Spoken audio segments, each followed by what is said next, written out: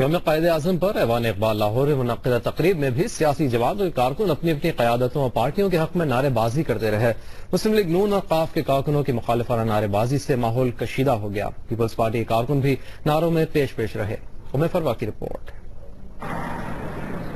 مرکزیہ مجلس اقبال کے زیر اہتمام منعقدہ تقریب میں مختلف سیاسی جماعتوں کے قائدین کو مدعو کیا گیا تھا۔ نعروں کی ابتدا اس وقت ہوئی جب مسلم لیگ نون کے خواجہ سعد رفیق سٹیج پر آئے۔ نون لیگ کے کارکنوں نے وزیر اعظم نواز شریف کے نعرے لگانے شروع کر دیے، جس کے جواب میں قاف لیگ کے کارکن بھی کھڑے ہو گئے۔ دونوں جماعتوں کے کارکن کافی دیر تک مخالفانہ نعرے بازی کرتے رہے۔ بھائی جو اگلی مقرر یہاں تشریف لائیں گی۔ تاہم چودھری شجاعت اور خواجہ سعد رفیق کی مداخلت پر کارکن تھوڑی دیر کے لیے خاموش ہو گئے۔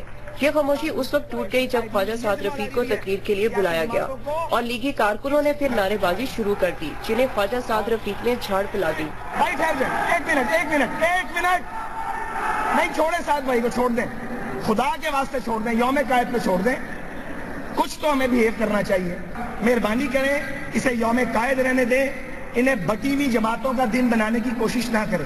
نعرے بازی کی اس ماحول میں پیپلز پارٹی کے کارکنان بھی کسی سے پیچھے نہیں رہے، اور جب پیپلز پارٹی پنجاب کے صدر امتیاز صفدر ورائش تقریر کرنے آئے تو انہوں نے بھی نعروں کے اس مقابلے میں اپنا حصہ ڈالا۔